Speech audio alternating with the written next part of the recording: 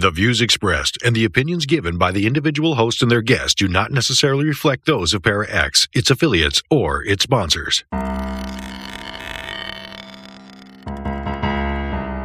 I'm horror author T. Fox Dunham. And I'm horror author and filmmaker Phil Thomas. And tonight we're asking you, what are you afraid of?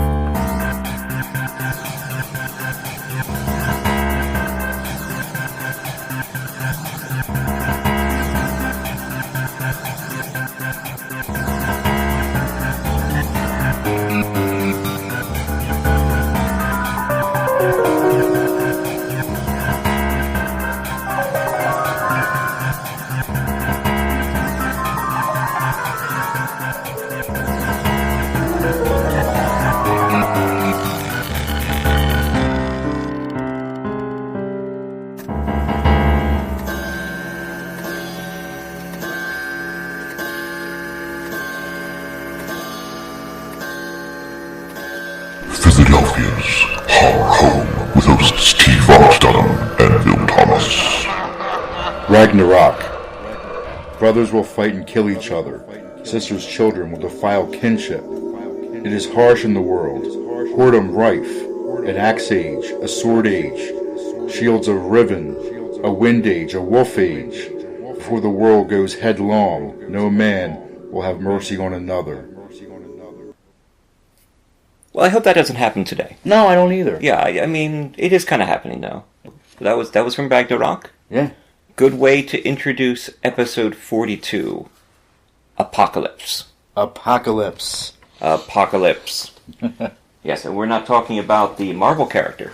Or the movie Apocalypse Now. Apocalypse Now, even though that was pretty much, Yeah. a nasty end of the world. Sort of based on Joseph Conrad's Heart of Darkness. Yeah.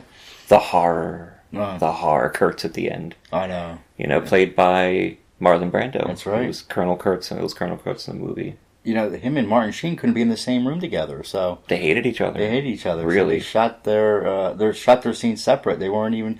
If you watch the movie, and anyone out there watches the movie, it looks like they're talking back and forth. But they're not. They just shot his stuff separate and his stuff separate. And I actually used that trick one time in a movie I did where the two actors weren't available at the same time. Mm-hmm. And I shot one time and one the other, and I cut them together back and forth.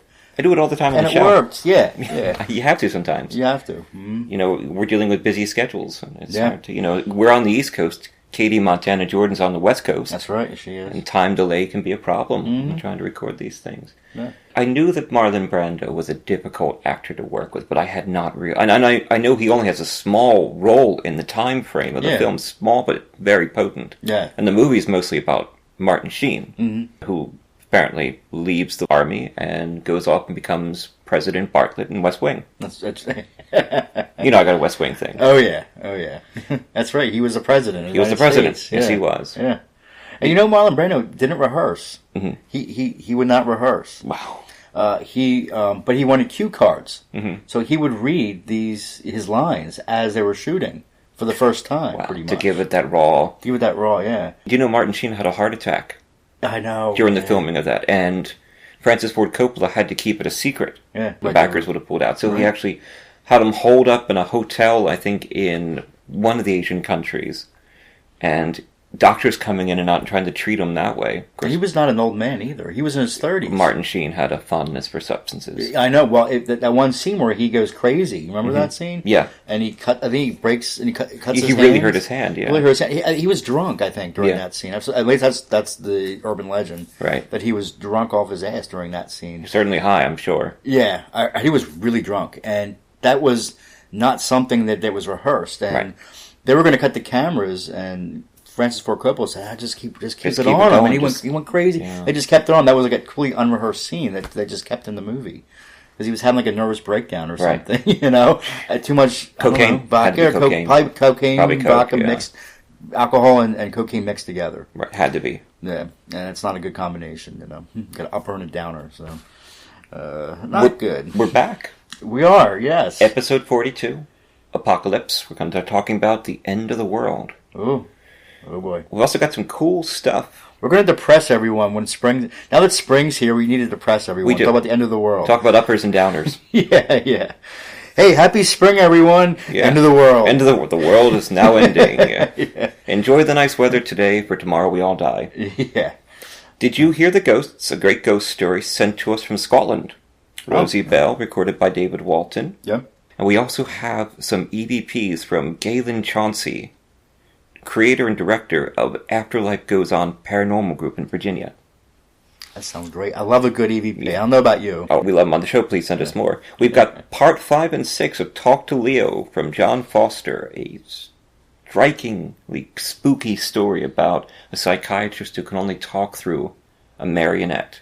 Oh. We have part 1 on, the first couple parts we play on episode 40 if you want to go back. And you can find a link to it on the website when they're all done. It's kind of a bit of a serial. Yeah. And we have some other wonderful stuff tonight, like a story of mine called My Country Dies, and a new song from a group called Loftän, which is a German-American fusion.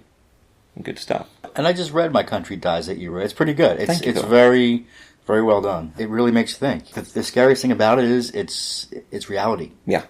The worst horror is the real stuff. The Vietnam War, the AIDS epidemic. Right. That's what we're talking about tonight. The end of the world. The feeling that society is coming, that this fragile construct that we've created can be undone so quickly. It takes centuries to build a civilization, but it can all be undone in a day. Look at Rome. Exactly. You know. Our first ghost story, Did You Hear the Ghosts? From Rosie Bell in Scotland, read by David Walton on What Are You Afraid Of? Horror and Paranormal Show on Friday nights, 9 p.m. Eastern Time, Para X Radio.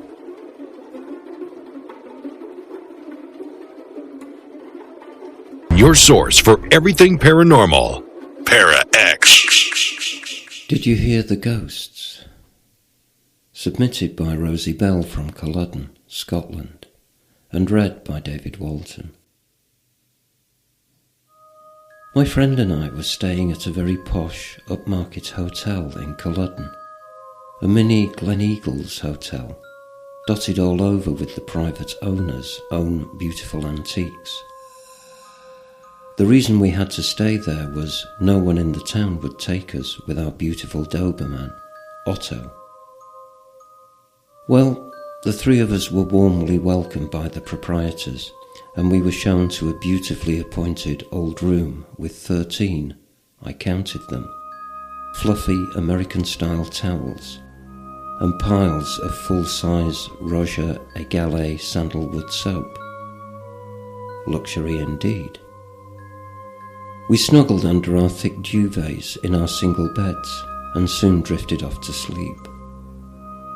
I was awakened in the middle of the night by loud, distressed barking, and I shouted over to my friend to ask what was going on to disturb the dog so much. I was told to piss off, and I looked over to where Otto was lying, curled up, sound asleep. He lifted his head as if to say, piss off too, and I went back under the covers.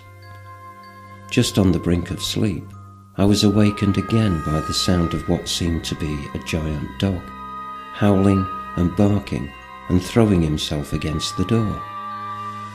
I was more terrified this time, as I realised I was the only one hearing this. I asked if I could get in beside my friend, but was told again, in no uncertain terms, where to go. Dogs are supposed to hear things that humans can't, but my big dopey Dukas wasn't at all disturbed. On my return to the lowlands, I told my daughters and my mother-in-law about my holiday in the Highlands, and on hearing we stayed at the Culloden house, my mother-in-law asked, "Did you hear the ghost?" I turned to my daughters and asked, "Did you tell her?" To which they wanted to know, "What? You haven't told us anything yet." My mother-in-law, a country girl herself, said, "It's a ghost dog separated from its master at the Battle of Culloden, and it comes back trying to find him."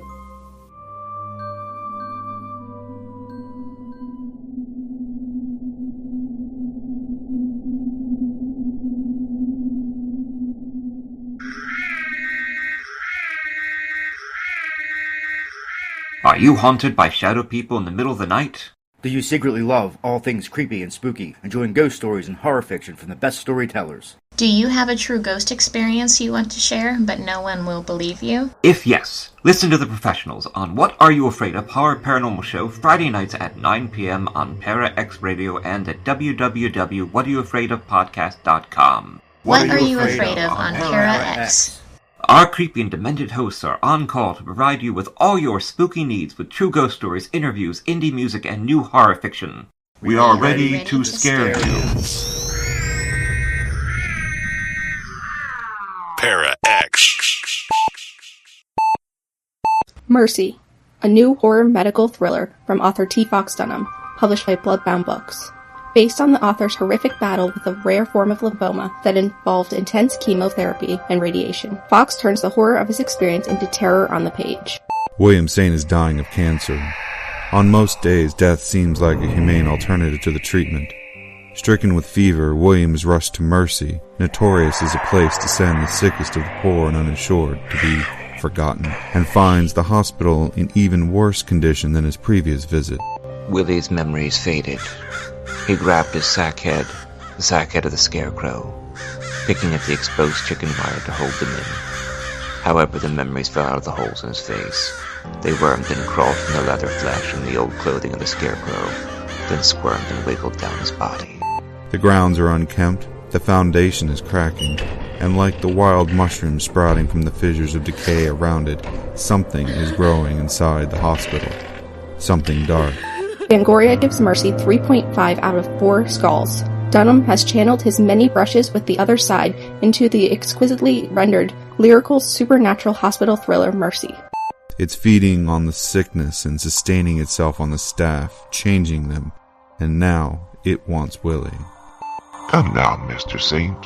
Just a little more of that sweet milk. So salty and so good. You won't miss it. And we ever do so like our delicacies here at Mercy Hospital.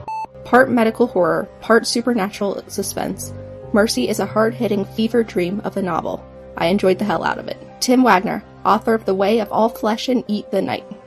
Available from Amazon, Barnes & Noble, and bookstores everywhere in both print and digital versions. Life is an addiction. Let go. Let it all burn. Thank you, Rosie. Yes, thank you. Great little ghost story. That was great. Read by David Walton, of course. Yeah. Great job by him. Yeah, always. Yep. Always. He's doing a lot of work for us recently, so we'll be... And he's got his own fan club at Para X, the David Walton fan club. Oh, does he? Yes, he does. They're in love with the guy. That's wonderful. Yeah, they're in love with the guy. Well, he's great. He really is. And he's given so much to us. Yes. Yeah. You know, so good little ghost story.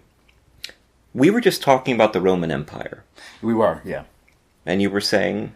Well, I was talking about how civilizations collapse, mm-hmm. and I went to an exhibit, I don't know, many years ago, and they had all the artifacts. Some of these things are like a couple thousand years old. And there was also a little exhibit in the exhibit where talking about how our own civilization could fall prey to what happened to the Roman Empire. Mm-hmm. They had technology that was lost. Right. Running water. Mm-hmm. They had running... I mean, this was thousands of years ago. They had running water. The Dark Ages. It could happen to our own civilization, our computers, our computer age, mm-hmm. all that technology could, let's say 2,000-3,000 years from now, if our civilization collapsed, mm-hmm. everything could be gone. Everything could be lost. We could be living like we did in the Dark 18th Ages. and 19th centuries. Even and before stuff. before that, yeah. Yeah. And, you know, it's just interesting to think about. And I mean, I don't know if I would call it the end of the world, but it could be the end of a civilization. Right. You know what I mean? As we know it. As global warming. Right. Will probably do. It could, yeah. And it'll change things. It's not going to be good for our way of life. No, it's not. And you hear people talk about global warming. I love it. You know, it's 60 degrees and, you know, and that's not what December they mean. Or whatever. But we're not talking about nice days. We're talking about massive typhoons. Right, exactly. And people don't get that. Yeah, we're talking the change in nature, animals changing. We're saying Canada, the northern areas of Canada, will be the only really habitable areas in the country. It could go really. And if the water currents shut down, the ocean currents with enough fresh water dilutes to salinity, which is what acts as the conductive agent for the heat, then if the water currents shut down, which has happened on the Earth, then we lose the warmth, and then it's an ice age. Yeah. So global warming leads to ice. Yes, yes. And a lot of people don't understand that. And thank you for clarifying that for most people that probably don't know that, you know. Yeah, listen, people, enjoy your nice days now, because an ice age is a-coming. Oh. Like one of those great disaster movies. How long would you say? We had a 500 years? We had a global cooling happen around the 1700s. Okay. Like, that's been documented. Mm-hmm. But if freshwater keeps getting dumped into the ocean, it'll take a little time, but if those currents shut down, there'll be a cooling period, maybe 50 years. Oh, really? That's soon? Yeah. And before then, we're talking about massive typhoons that are going to destroy just the coast, up and down. That these powerful forces that are coming. So things are going to change. Wow. Really. Of course, there were end-of-the-world myths since the beginning of time. Like you read from Ragnarok. Right. Which is the Norse mythology. What's so interesting about Ragnarok is that a lot of the gods die. A lot of people die in a war. And then the whole world goes underwater, and when it comes back out, it's a fertile wonderland. Right. So they saw the end of the world not as the end, but a transition. Right. You know, and you were saying that the Dark Ages happened, and then, of course, the Dark Ages happened, but then another global catastrophe happened in the Western world, which was the plague. Yeah. And the plague killed, 1/3 of the population of Europe? Right. But what it did was, it ended serfdom. And with the end of serfdom, there became a surplus of food, and people owned their own land. And this led to a resurgence of culture called the Renaissance. Mm-hmm. Right. Which led to all this technology and art that we have now. Right. Right. So sometimes worlds need to end. Yeah. You were talking about Y2K. What exactly was Y2K for our younger listeners? Oh, for the younger listeners, it was the mentality that all computers didn't know how to roll over to 2000 when they were programmed up until 19 and they didn't know how. So everything was going to roll over to 1900. Yeah. They thought, and it was going to create these super bugs in our computer systems and our networks that were going to make all our technology essentially go haywire. Mm-hmm. And you know, it was a real threat. Yeah. I mean, there was. I remember walking in the bookstore, seeing Y2K books. Mm-hmm. Do you remember all this? I remember that. Seeing it on, commercials on TV. I mean, car commercials and things were incorporating it. Hey, the Y2K's coming. Better get your car. Right. Whatever. I mean, it has no correlation whatsoever. But right. Yeah, and I picked up that Nostradamus book around that time, late 90s, 98, 99. Like everyone was. I mean, there was actually a real panic. Mm-hmm. Yeah, I remember. Were you actually concerned at all, or not personally, really. Or were you like, this is just not going to go anywhere? No, it's like the only thing that's going to happen is no one's going to be able to write the date properly from now on. Right. Computers weren't going to. What was that great Simpsons episode from the? It was the Halloween episodes they did where it was Y2K and Homer didn't care and blew the money on something else. He was supposed to be the Y2K compliance officer at the nuclear power plant, and everything blew up. Yeah. And what he did, and even like their milk cartons blew up, and Lisa's like, everything's got computer chips now. I know, and I was in the same mentality you were, where I knew, but people thought there was going to be massive blackouts, and just everything was going to shut down. People get excited. ATM machines will go haywire, can't get your money out, and things like that. And, and a lot of people made money off that. Mm-hmm. Yeah, we should have. We should have, yeah. They were just throwing out these Y2K books, causing hysteria, I think. I think the people writing them knew it was crap. Be careful. They were talking about bunkers and came and nothing happened. Right. At all. It just, something had to happen because of the year 2000. Yeah. The numbers. It's just a mentality. I mean, it doesn't mean anything. No. Who's counting? Yeah. Why is the year 2000 significant in the universe? There's another alien culture out there. It's got a very different calendar system, and it's all so relative. It really is, yeah. And the whole 2012 hysteria as well. From the Mayan calendar. Where everyone thought the world was going to end. Because the Mayans ran out of stone to make another calendar on. They just ran out of stone. It's like some guy was like, well, I guess I'll do the calendar up to 2012. Who the hell's going to care? It's like... Yeah. They just ran out of stone, but everybody was convinced. Yeah. That we were going to have this end of the world happening. And Hollywood made movies. Hollywood did make movies. It was a fun little movie. Yeah, it was 2012, fun. Yeah. John Cusack was good in it. Yeah. Some of the people who did Independence Day, and of course the movie about it's the Hollywood. Ice Age. It's Hollywood. You got to cash in on what's going on. Right. And I knew that people were afraid. So hey, cash in on it, make money. Right. Same thing with the Y2K. They did with 2012. I saw books in the bookstore. 2012, the end is near, and all this stuff. I was like, oh, come on, man. It's just trying to make money off of it. Nothing's going to happen. It's been popular for a long time. I mean, it's really been popular since the birth of the Christian deity, Jesus Christ. Mm-hmm. And they said in 1,000 years he would come back and bring about revelations. Right. Mm-hmm. And then it didn't happen. Yeah. And everybody was like, okay, well, he's really coming on this year. We've miscalculated. Mm-hmm. And then they finally said, it'll be on the 1,000th anniversary of the crucifixion, not 1,000 years after. Instead of facing reality, they just, changed their religion. Right. They backpedaled, that's all. And it's been happening for a long time.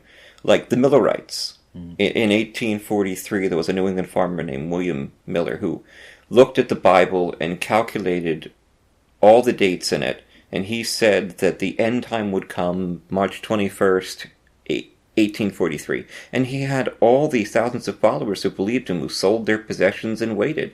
And when the day came... Yeah, nothing happened. Nothing happened. St. Joseph Smith said that the end of the world was going to happen 56 years after 1835, so 1891. Nothing happens. Oh, man. Halley's Comet, this is interesting. 86, right? Yeah, well, it's every 75 years. Yeah. In 1881, astronomers were looking up they were just opening up science, and they were using spectrolysis to analyze gases on other worlds. They looked up and they discovered there was cyanogen, which is a cyanide relative gas in the comet tail. And people were convinced that when Halley's Comet came back in 1910, that it was going to shroud the world in cyanide gas. Oh. America was hysterical. Even the New York Times reported it. Really? Yeah. Oh, my goodness. Jeez. And, of course, it didn't happen. No, it didn't happen. And I think about Pat Robertson, the televangelist, coalition leader. He said, contrary to Matthew 24:36, no one knows about the day or hour, not even the angels in heaven. But he told the 700 Club that he guaranteed by the end of 1982, the world was going to end. Now, do you remember Heaven's Gate? I do remember Heaven's Gate. Remember that? Yeah. Hale-Bopp? Yeah. And they thought it was an alien spaceship in the comet's tail? Mm-hmm. Yeah. And they killed themselves. They all committed suicide, right? Right, they did. And to be in this celestial... This alien spaceship was going to pick them up. It makes me think of...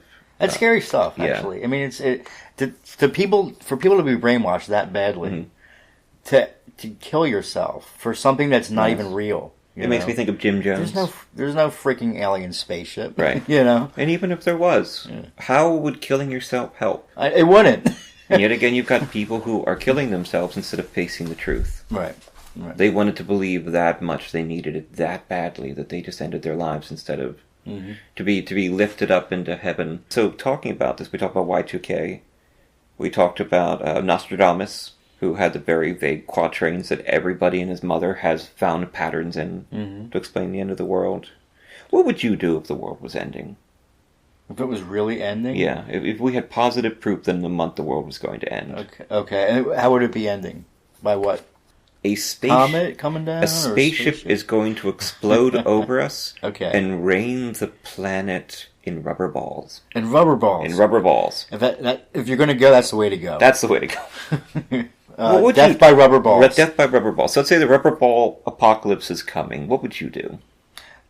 The rubber ball apocalypse is coming. See, you can't think long term. Right. I mean, I think we're programmed to think long term. Right. We always think we have tomorrow. We always think we have a month from now, a year from now. So you only, would you say a month? You have a month? Yeah, a month. Okay, so 1 month, obviously, you're not going to accomplish anything long term, so you might as well just live the best way you can. I guess what I would do is I would buy a plane ticket and I'd travel to every state in the country just for a couple days. Actually, I wouldn't even make it to every state, but even if I did it for one day. But that's what I would do. I would just travel. I would travel around. I would like to hit every single state. See, you think about this stuff like, oh, everyone's going to die, so you should go and loot. Everyone's going to be looting. Yeah. But first of all, why would you be looting anyway? I mean, everyone's going to be dead in a month, so what's the point of looting? Right. You know what I mean? There you go. What's the point of going out and robbing a bank or robbing an armored car or something like that? None of that money's going to matter. Right. I mean, what are you going to do with it? So, I mean, it's hard. It's a really hard mean, there are different kinds of world. It's really hard question to answer because what can you do? Right. I guess try and find some people that are supportive and keep them close to you and be with your loved ones. Support each other. Be with your loved ones. Support each other, knowing the fact that everyone's going to be gone in exactly a month, and that's an important message for life. Really, be with your loved ones and let them know how you feel. Treat your loved ones like the world is ending in a month. Yeah. I think it's something I've always laughed about because for me the world has been ending. Well, I was told I was going to die, and that's basically the world ending. Yeah. And what would I do? World ending. If I had time left, I wouldn't live in fear. And I would find people close to me to be with them. And you would have no fear at all? No. No, okay. No, you only have fear if you think you have control. And I know for a fact that we don't have control. No, we don't. And once you give that up, you are free.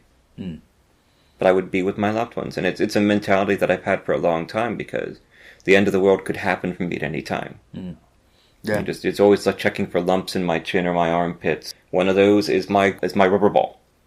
Oh, yeah. You're right. The rubber ball. The rubber ball. But we want to hear from you. What would you do if the world was ending? Send us an email at whatareyouafraidof117@gmail.com or visit the website at www.whatareyouafraidofpodcast.com or shoot us a tweet at pfwhatafraidof. We want to see what you would do at the end of the world. Maybe we'll talk about it. Yeah, I want to hear. What. Definitely. And I think what we just touched on about being with your loved ones, being with the people around you that you cared about, your whole life. I think that's the most important thing. That's what we would do. Yeah. Most important thing. I think it's even more important than going off and seeing places you've never seen before because all those places are going to be gone anyway. Right. By rubber ball demolition in a month anyway. So okay, so we've covered the serious one, so no one's going to top that. No. So don't bother. So go crazy with your answers. Yeah. Up next, Gaylen Chauncey from Afterlife Goes On Paranormal Group in Virginia, and she has recorded some wonderful EVPs that she's sending us. Thank you so much, Gaylen. After that, we're going to be playing the next part of Talk to Leo by horror author John Foster, who will not survive the rubber ball demolition. I heard he's the only one that will.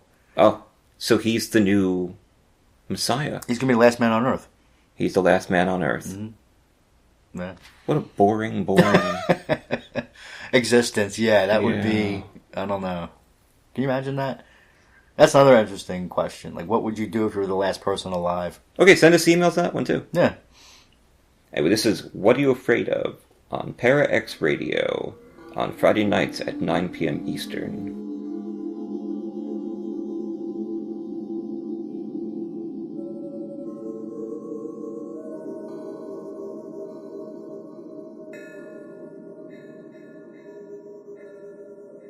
Your source for everything paranormal. Para X. I'm Gaylen Chauncey, founder of the Afterlife Goes On Paranormal Investigation Team. These are recorded EVPs, electronic voice phenomena, from the haunted Waverly Hills Sanatorium in Kentucky. I went there because I like the scary, and it was rumored ghosts were not the only things in the dark. Well, there were ghosts, and a lot of them. Enjoy the boo. To listen to more, visit our site at www.afterlifegoeson.com under the Talking Dead tab. My voice recorder got turned on by accident. We were just entering the building. Listen to the little girl as she speaks twice.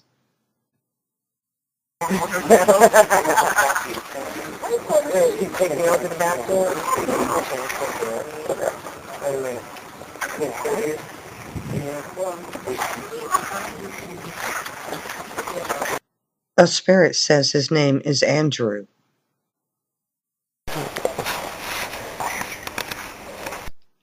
Apparently, I am being offered a quarter. When my battery's dying. A quarter. A rare event if a ghost actually answers my question. Why are you so unhappy? Is it because you're still here?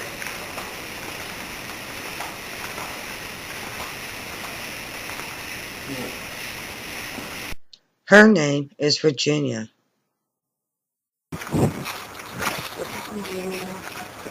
We are in the death tunnel, taking a long walk down. This place has a lot of paranormal activities. You will hear several spirits speaking. One says cook. Another one says, oh no. Then you have a spirit that actually says the word ghost. And then the name Jerry.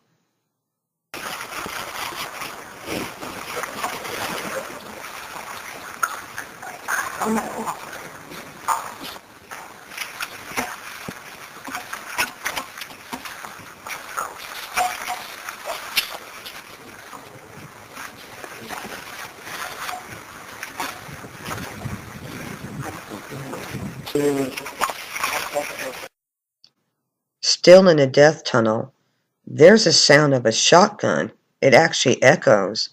And a woman saying, children.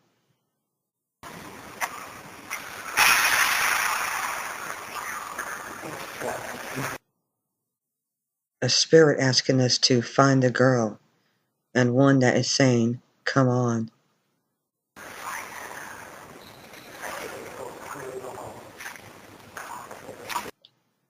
A woman whispering, please help us.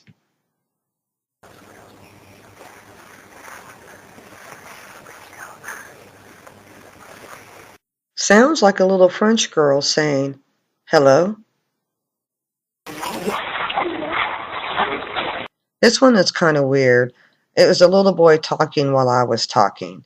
He is saying something like, let something out. I can't make out the middle word. A spirit saying, double dare. I guess it was a challenge.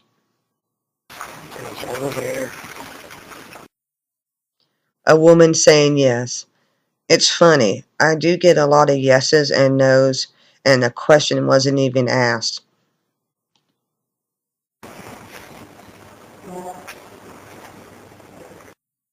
A spirit saying you. I actually get that quite a bit. It's like they know me or something. Makes me wonder if they have ghost Facebook. A spirit says, Gaylen.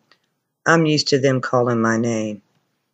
And during the few moments that we have left, we want to talk right down to earth in a language that everybody here can easily understand.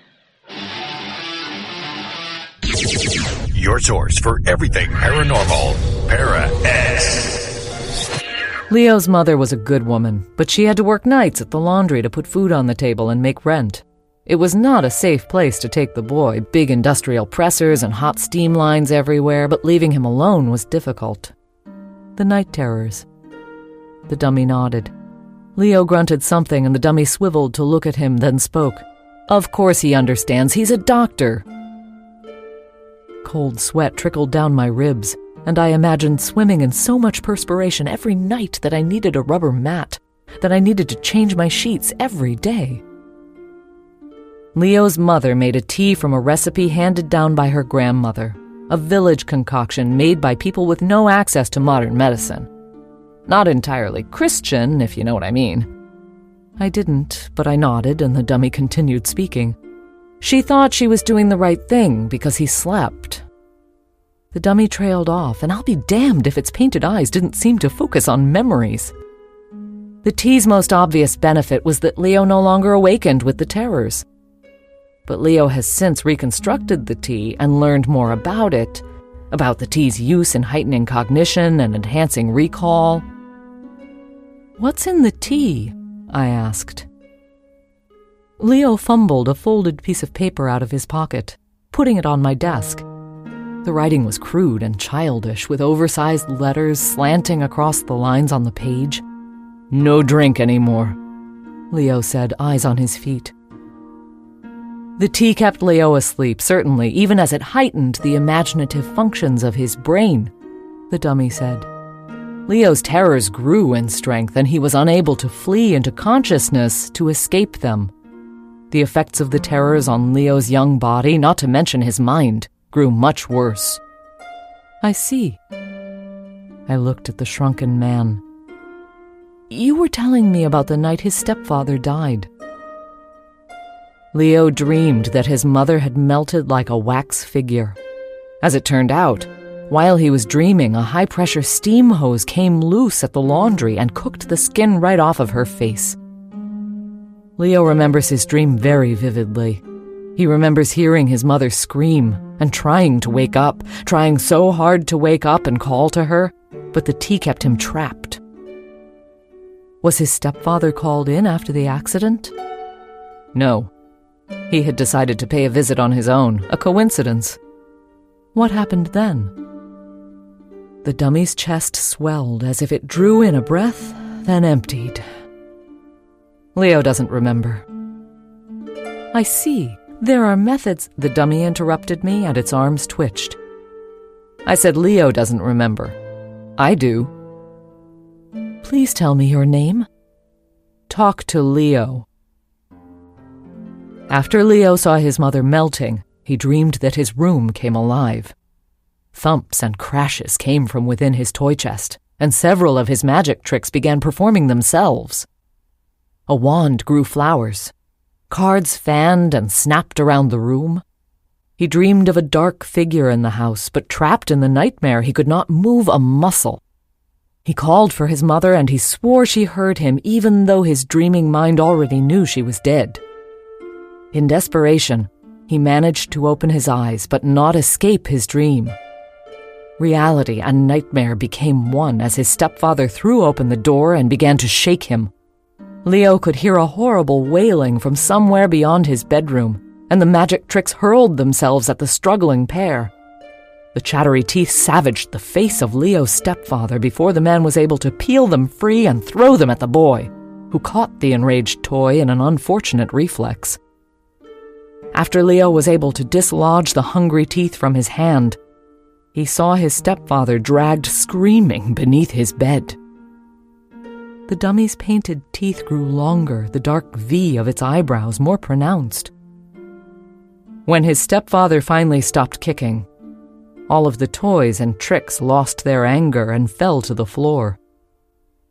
Leonid awkwardly slid the blocky case around with his feet so he could reach inside with his free hand, making an obvious effort not to displace the ventriloquist's dummy.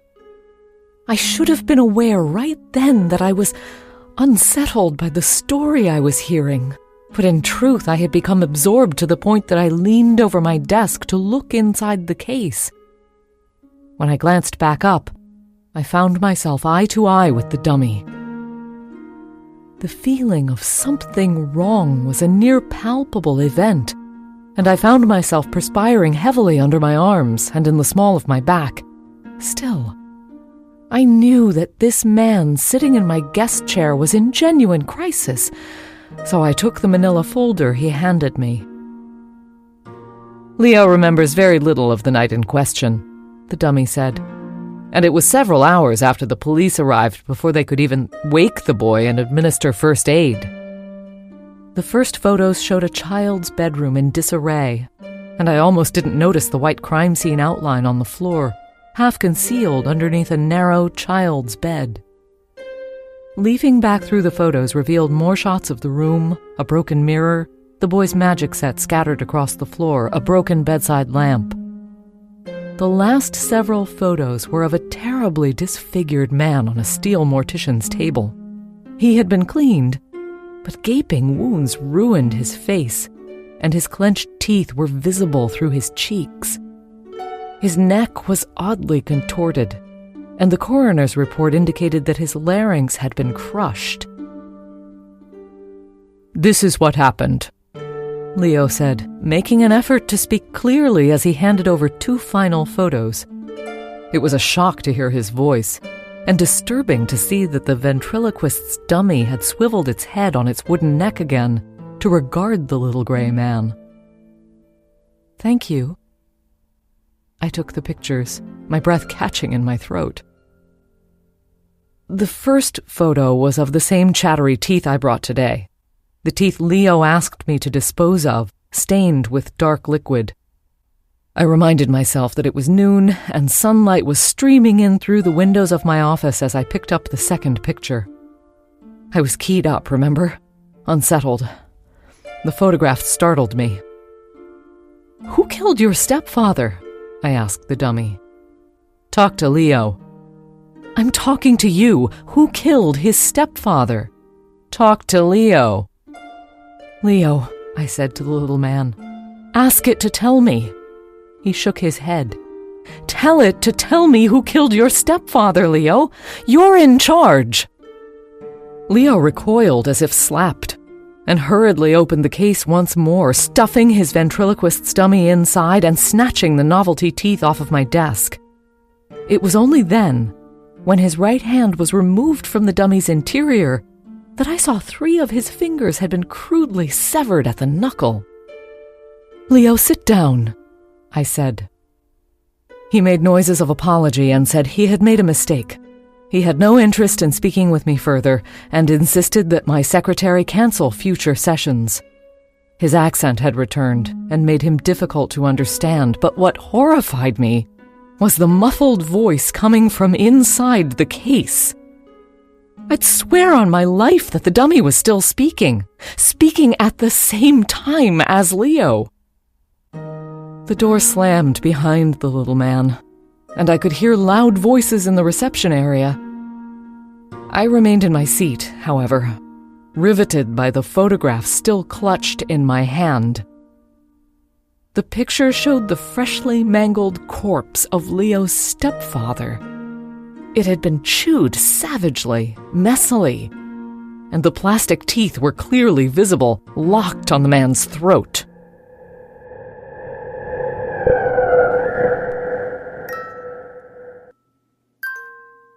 We've all experienced messages from beyond the silver veil, whether we want to admit it or not. Some people take no notice, ignoring these outreaches.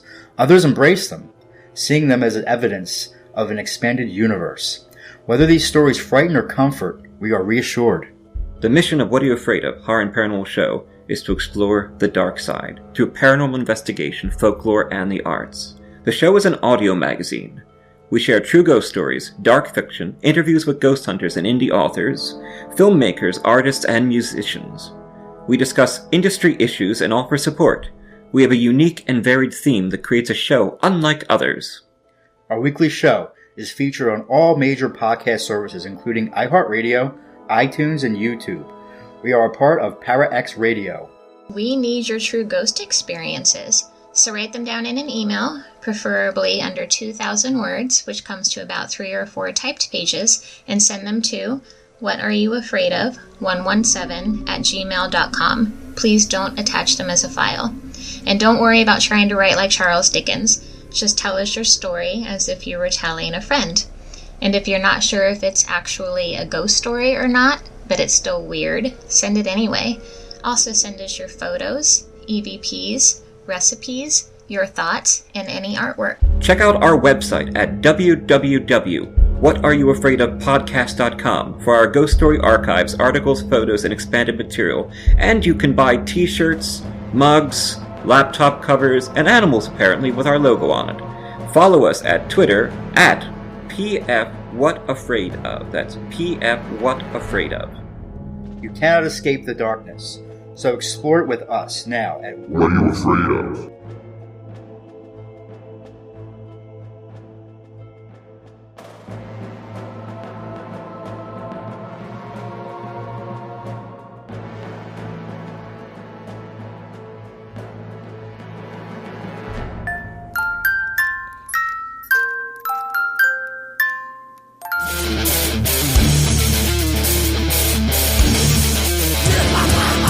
In order for the light to shine so brightly, the darkness must be present.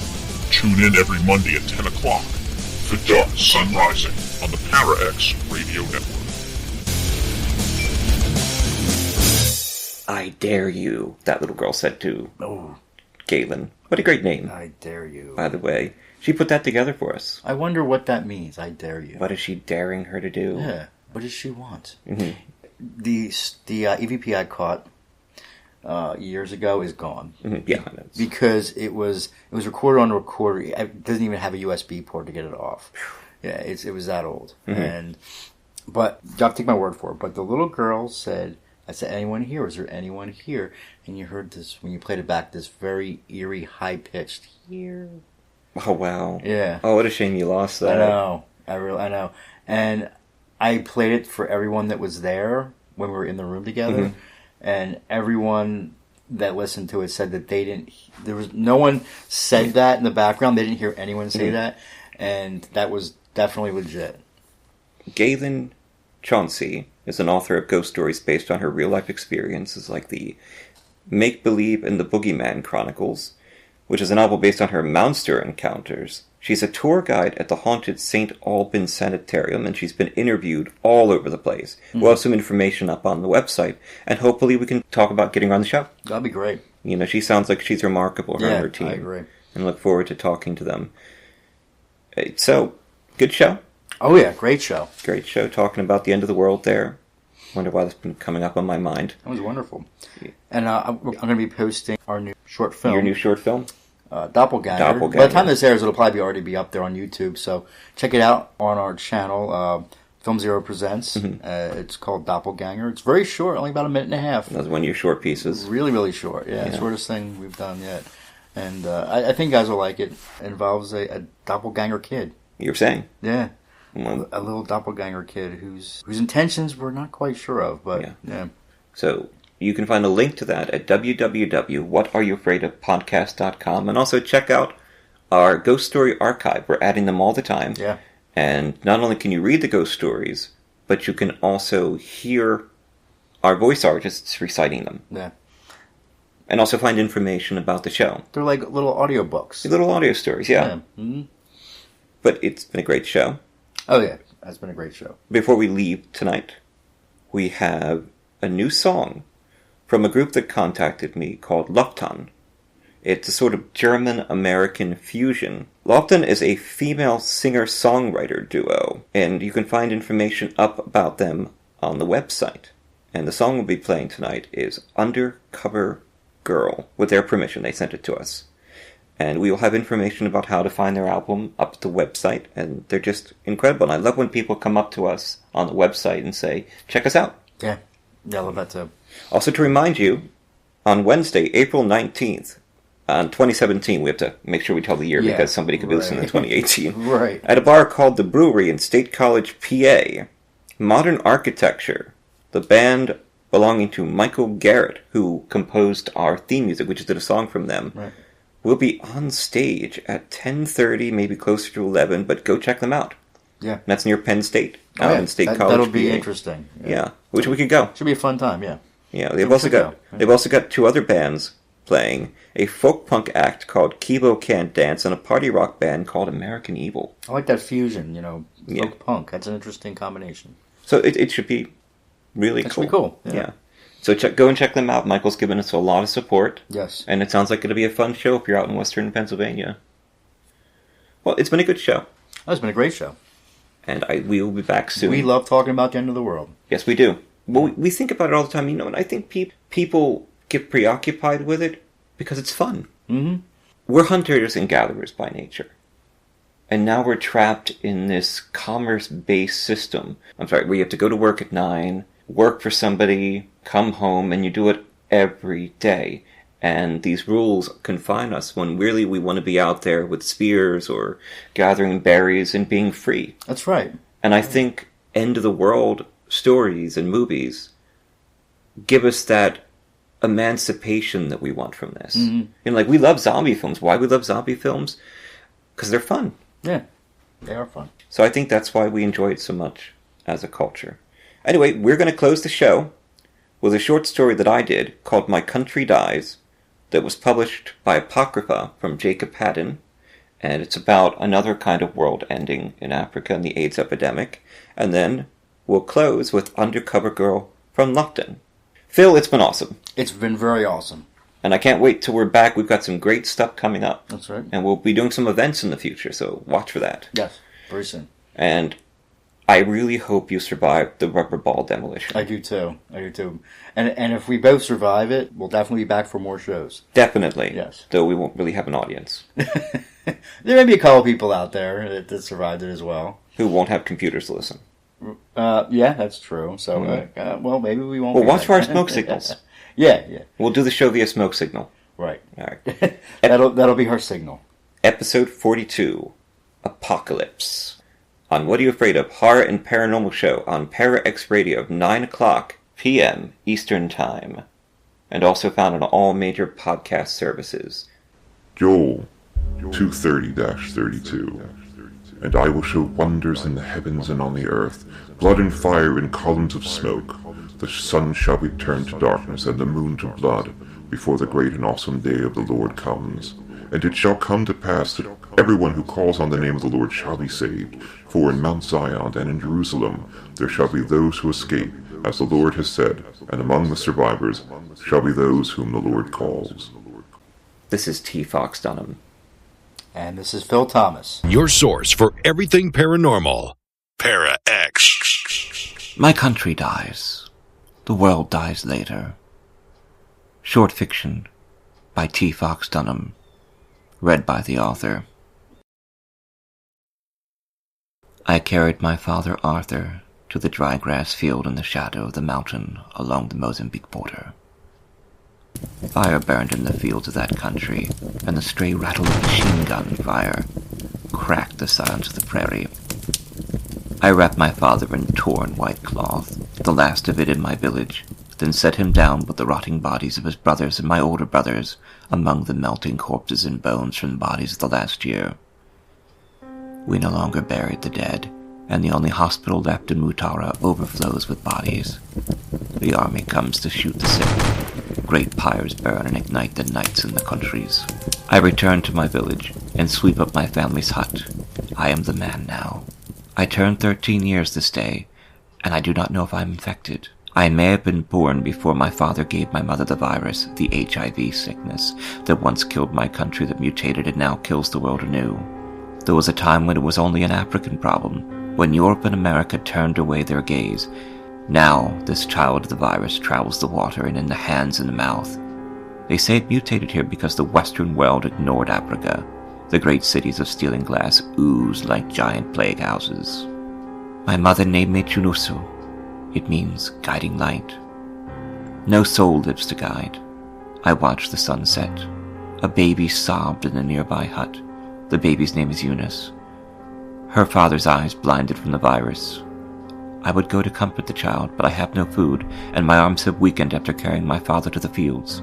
The scabs itched on my face, and my trousers fell down, now too big. I tied them with a rope. I snuck out from my hut, fearing the bandits in the dark. These wild men eat people, boiling our meat to kill the disease. I stepped over the corpses of my neighbors, pushed through the walls of flies, and searched for food. In one hut, I found a piece of jerky made from sheep meat. It must last through the week, and I nibbled from the edges and drank from a jug of water. The smell of the bloated bodies churned my stomach, and I ran outside, throwing up the meat. I picked out the chewed jerky from the bile and swallowed it down. I cannot waste. Perhaps I should leave my village and walk south, but the bandits and beggars crowd the roads. My country has died. The world dies later. And in the last moments of daylight, as I watched the furious red sun melting into the mountains near Mutara, I thought, how beautiful the world must be, and how peaceful the fields and hills will become when we no longer dwell on their back.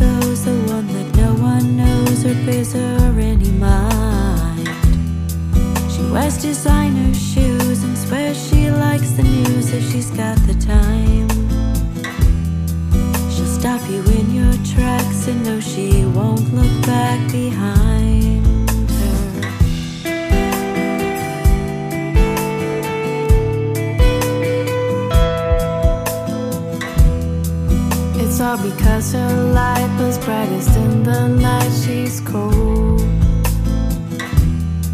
She sings the song so well, she dances for a spell she holds.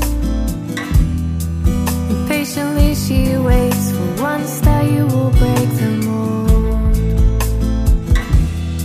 Despite all of your lies, she isn't one surprised and sold.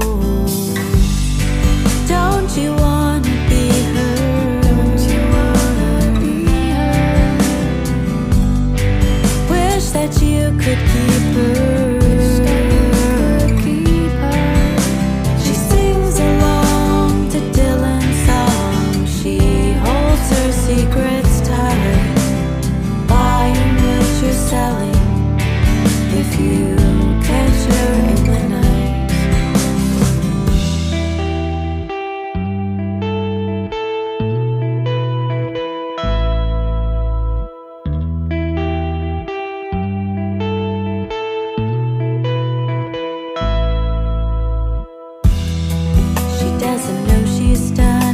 She spins the hands of time. She'll put it all on black and hedge her bets on savored wine. The higher cost the taste, she traded in for peace of mind. She weaves the web so well you'd never guess that she'd imbibe. Don't you wanna be her?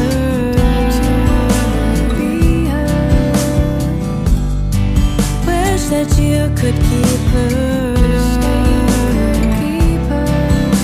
She sings along to Dylan's song. She holds her secrets tight, buying what you're selling. If you catch her in the night. Don't you wanna be her?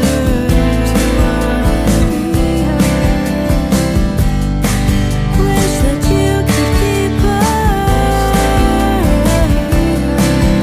She sings along to Dylan's song. She holds her secrets tight, buying what you're selling. If you catch her in the night.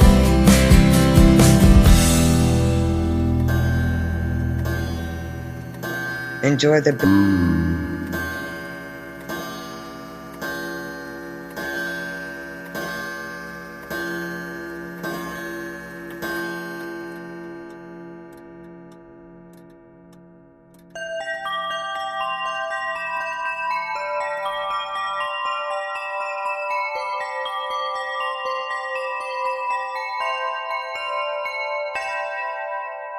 T. Fox Dunham lives in Philadelphia with his wife Allison.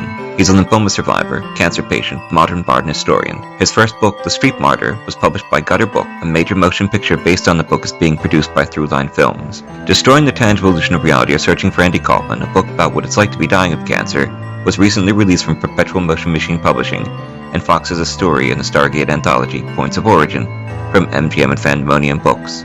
Mercy was recently released by Bloodbound Books.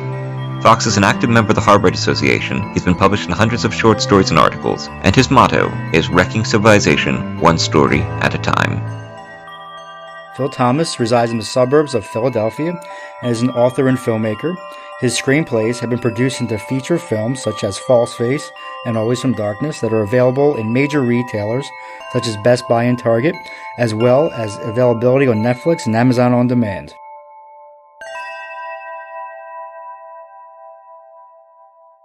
The views expressed and the opinions given by the individual host and their guests do not necessarily reflect those of Para X, its affiliates, or its sponsors.